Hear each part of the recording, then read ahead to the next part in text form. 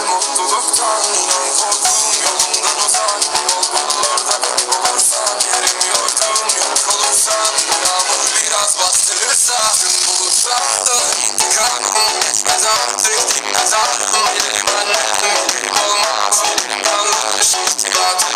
Ümidimi bir sana doladım, siyahları renklerine boyadım. Bakmıyorum karanlığa, gözlerimi kapadım, çünkü biliyorum yatma adımı.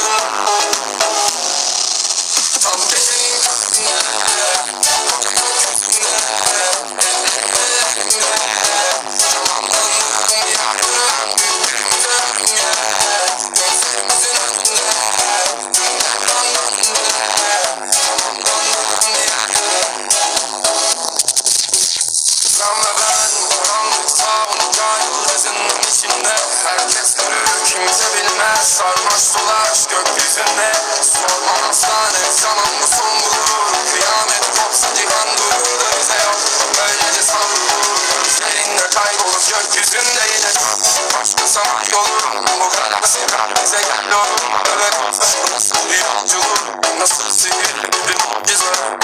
Gördüm oldu yolunlar, bitirdik kaçtık korkulardan. Alçak baktım bulutlar, çok yüksekte ve yüzelen tam gecenin köründe, koca gökyüzünde, ellerimde tamamlandım bir yarım. Birbirimize önce, gözlerimizin önünde, günler anlamında tamamlandım bir yarım. Tam gecenin köründe, koca gökyüzünde, ellerimde tamamlandım bir yarım. Birbirimize önce, gözlerimizin önünde, günler anlamında tamamlandım bir yarım. Tam